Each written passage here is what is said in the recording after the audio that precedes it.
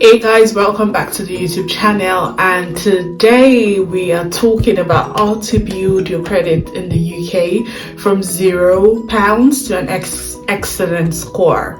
So did you just move to the UK and everywhere you turn they're kind of asking you for credit score, but you don't have one yet? No worries. In this video, I will show you exactly how to build your credit in the UK, even if you're starting from zero. And even if you didn't just move in, you still need to lock in. So whether you're here on a global talent visa, as a student, a new resident, this is for you. Now let's get into it. But before we get into it, are you a subscriber? If you've not subscribed to my YouTube channel, please subscribe, like, and share. So now let's get to section 1. What exactly is a credit score? First things first, we need to understand that unlike the US, the UK doesn't have a single centralized credit score. Instead, they have about 3 major credit reference agencies that hold your credit records. For clarity, I'm referring to Experian, Equifax, and TransUnion. So these agencies would collect data on how well you manage money. So your rent, your bills, your credit cards, and your loans, and they give lenders a report on whether you are trustworthy to lend to or not. So credit scores in the UK range from 0 to 999 on Experian, or 0 to 710 in Equifax. But don't stress about the number, just focus on your profile. So if you're new to the UK, you probably have what's called a thin file, which means that there is not enough data about you to generate a score. So this can happen even if you've been great with money in your own country. For instance, you moved from Nigeria down to the UK and you've been very good steward of money.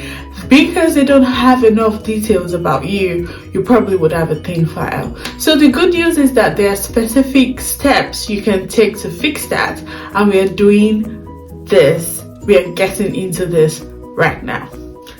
Step by step on how to build your credit from 0 to an excellent score. So from £0, step 1 will be get on the electoral roll if you're eligible. So start from here. If you're eligible, this is one of the quickest and most underrated ways to boost your credit. So if you're a UK citizen or a Commonwealth citizen,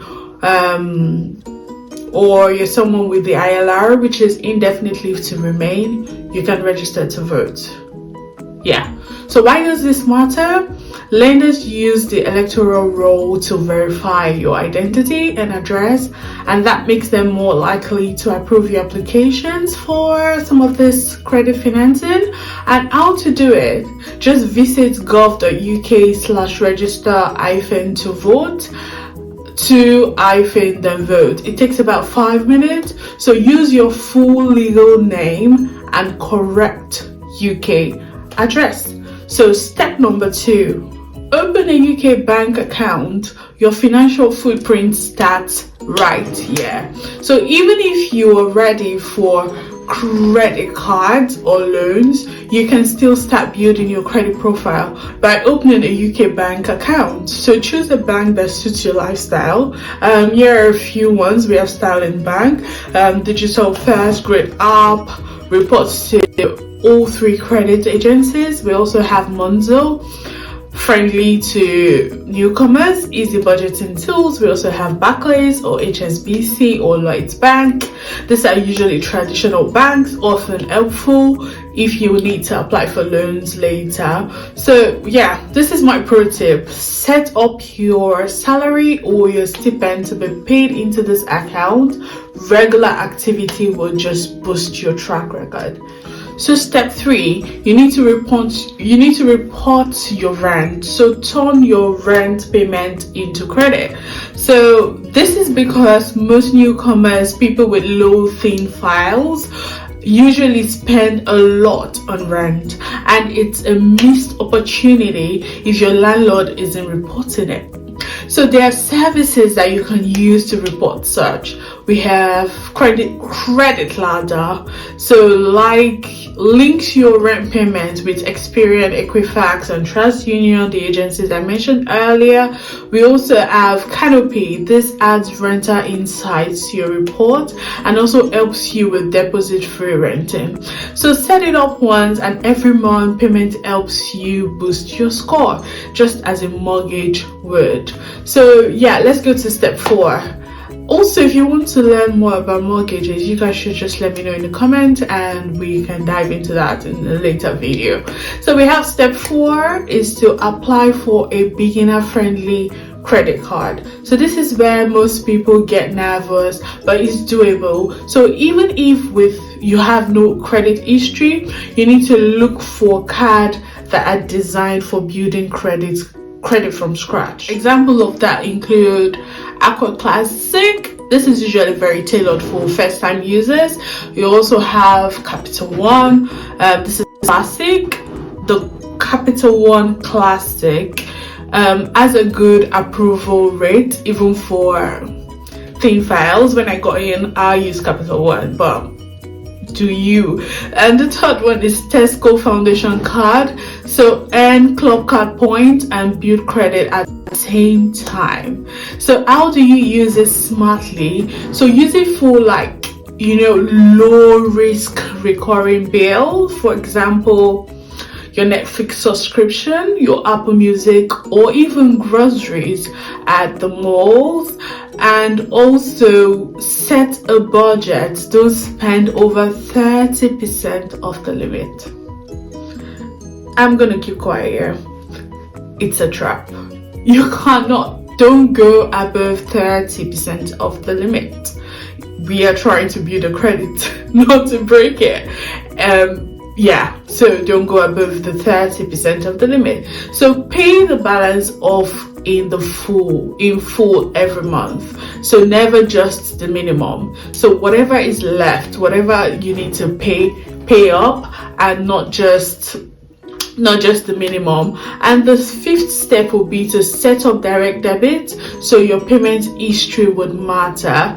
So missed payments can wreck your score. I know that some people do not know this, even if it's by £1. So automate everything that you can. Be diligent and automate it. Check that everything is well aligned and set up your direct debit.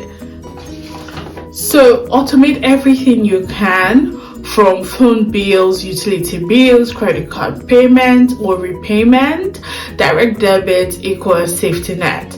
It ensures you're never late, which helps build your credit worthiness over time. So the 6th step will be to be patient. You need to let time do its course. You need to stay consistent. This is the secret sauce. This isn't just a one-week transformation. So credit usually takes time. If you follow the steps, in 3 months you will have a visible credit file, and then in 6 months you can apply for better cards or loans, and then in 12 months you're likely to qualify for mainstream credit with better rates.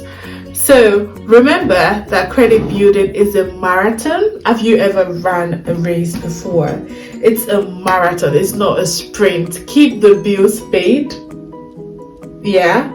Keep the balance low, and then keep going. So next I want to talk about what are the things you should avoid. Here are a few mistakes to watch out for. So some of the mistakes is like, don't even apply for too many credit cards at once, right? Each application leaves a very hard check. So there are people that you think, oh, now I have lots of credit card, I can just splurge and buy things. That's a trap. So you can't apply for too many credit at once. So credit card at once. For each of your credit card application, there is this application credit check, and that leaves a hard check on your score. So you don't want to apply for too many credit cards. Next is, don't max out your card. Like I said earlier, aim to use only 30% of your limit. Number 3, don't miss a payment even by one day. Don't say, oh, I'm gonna pay. Automate everything that can be automated, and if you cannot automate it, make sure you're paying right in time.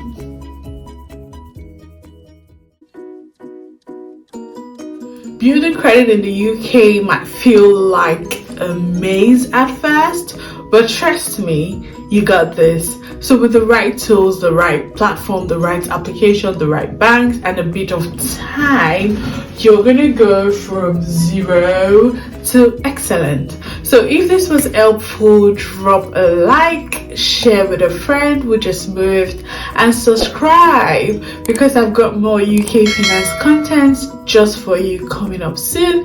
And leave any question in the comments. I respond to as many as I can, and I might feature them in future video. Thank you so much for watching, and I wish you the best in your building of your credit score. Take care and bye.